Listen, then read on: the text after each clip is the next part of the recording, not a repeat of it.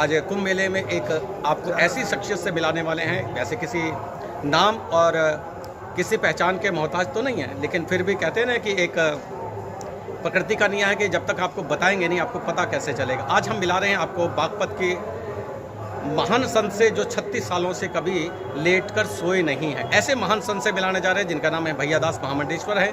हमारे बड़े भाई हैं और बहुत समय से हम इनके साथ जुड़े हुए हैं। आज पहली बार मौका मिला है कुंभ मेले में इनका साक्षात करने का, तो चलिए आज हम बात करेंगे भैया दास जी से और पूछेंगे कि इतनी साधना करने के बाद में जिस तरह जिस मुकाम पर वह हैं उसके बारे में उनसे चर्चा करेंगे, उनके जीवन के बारे में जानेंगे कि बाल अवस्था से लेकर अब तक उनका जीवन सफ़र कैसा रहा। भैया दास जी नमस्कार, कैसे हैं आप? जय श्री राम, जय श्री राम। पहले तो मैं पूरे विश्व को आपके चैनल के माध्यम से, एनसीबी चैनल के माध्यम से सभी को हार्दिक शुभकामनाएं देता हूं और तीर्थराज प्रयाग में पधारने का निमंत्रण, स्नेह निमंत्रण देता हूं।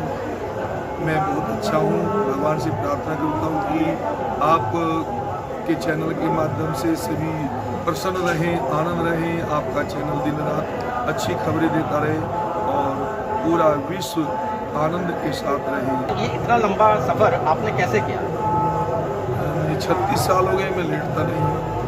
पहले 6.5 साल खड़ा ही रहा था दिन रात, अब मैं 36 साल हो गए लेटता नहीं हूँ। लेटने का कारण केवल ये है कि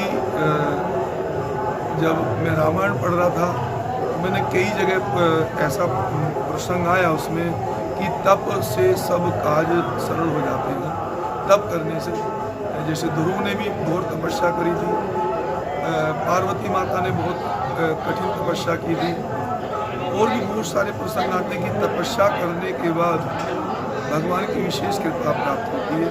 तो मैं उसी संकल्प को लेकर कि वही जब उनके संकल्प से उनकी जो इच्छा थी भगवान से मिलने की, तो जब उनकी इच्छा पूरी हुई है तो मेरी भी जरूर इच्छा होगी। तो मैंने भी संकल्प लिया कि मैं आजीवन तपस्या में ही रहूँगा जब तक भगवान की विशेष कृपा नहीं होगी, तब तक मैं तपस्या में ही रहूँगा।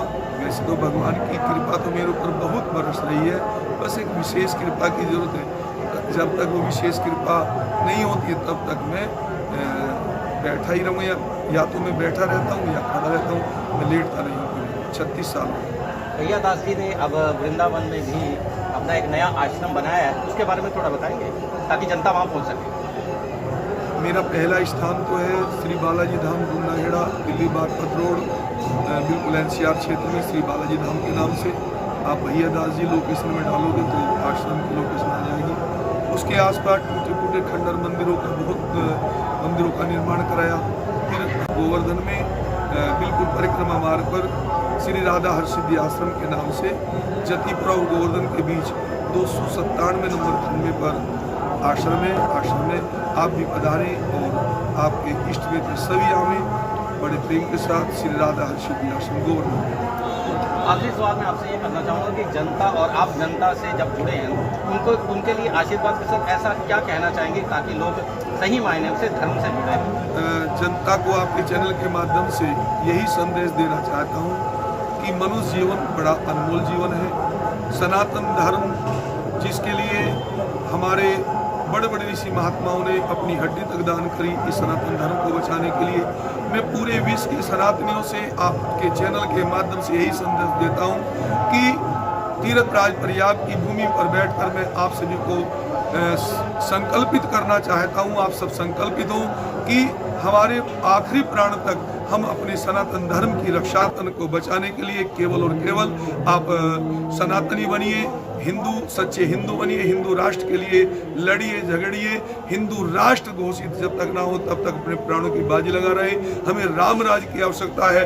राम राज कब आएगा? जब जिस दिन पूरे विश्व का हिंदू सनातनी एकत्रित संपित हो जाएगा, उसी दिन हमारा राम राज्य की स्थापना हो जाएगी। राम राज्य एक ऐसा है राम राज्य में किसी को किसी प्रकार का दुख नहीं हुआ है, तो बड़े प्रेम के साथ आप राम राज्य की स्थापना की कोशिश करें, हिंदू राष्ट्र की कोशिश करें। समस्त देशवासियों से कहता हूँ संगठित होकर राम राज्य की स्थापना करें।